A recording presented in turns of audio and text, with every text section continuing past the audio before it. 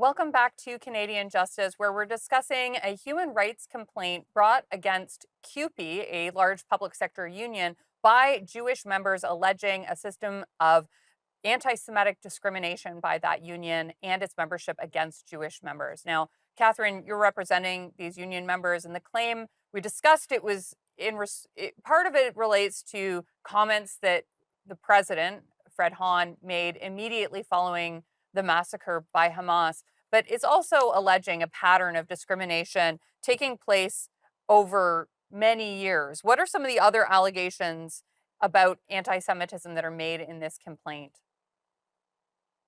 Yeah, a lot of the members have come to me and told me, and this is included in the claim, that there is a deliberate exclusion of any education about Jewish people or Jewish identity and QP policies or their constitution. There's been a failure to address allegations of anti Semitism and prejudice against Jewish people by QP and by their leadership. I've seen thousands of emails and letters over the years that have been sent to QP leadership saying, here are things that are happening. What are you guys doing about it? And they've done nothing. There's all of these resolutions that have been passed at QP conferences over the years. One of them was to change the definition of the Holocaust Remembrance Alliance's definition of anti Semitism.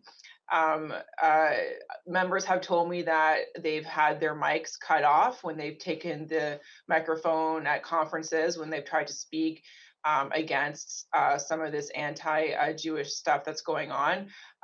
They've had their Zoom cameras turned off if they turn up at Zoom meetings wearing any shirt or a sweater that has anything that's pro-Israel on it, whereas there are people who turn up to Zoom meetings wearing pro-Palestinian garments.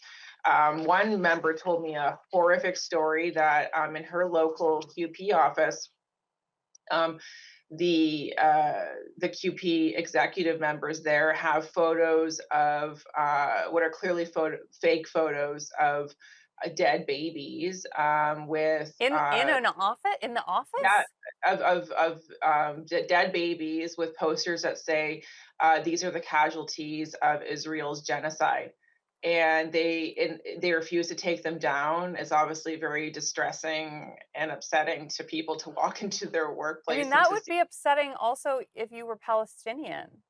Yes, You might um, not want to see imagery like that in your workplace. I mean, I know I wouldn't.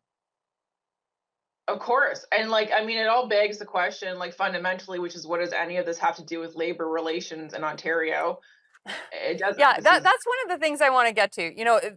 This is strange to me because it's strange that this big issue for this union is promoting internal resolutions about Israel, like boycott, divestment, sanctions yeah. resolutions, and resolutions to legitimize Israel. And look, I understand that perhaps these are issues that we can debate in society and widely are very important for society. And while I fall squarely in the Israel camp, I do think public debate on international issues is entirely reasonable and appropriate. But I just don't understand why a public sector union is so involved in the issue over many, many years, and why so much union time and resources are being spent on these resolutions dedicated to singling out the world's only Jewish state. Yeah, exactly. So like, what is their rationale for spending so much time as a union on this issue that really doesn't affect their members? I The don't think one CUPE is going yeah, to solve the Middle East crisis. the one justification that they're always giving, which is completely not a defense to their actions, the QP claims that they have a public mandate to support social justice causes. That is not correct. That is nowhere in any labor legislation. It The doesn't rape say of that. Israeli women is also a social justice issue. Yeah, exactly. And then they've chosen this issue as one of the many issues they focus on. But of course, there's no other issue where they seem to funnel more money into or go to protests or stand on stages screaming things and a megaphone than this one.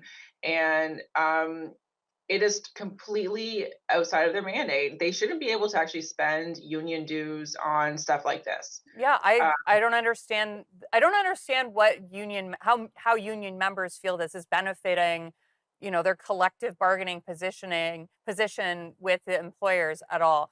We've got to go to commercial break now, Kathryn, but we'll continue this conversation when we're back.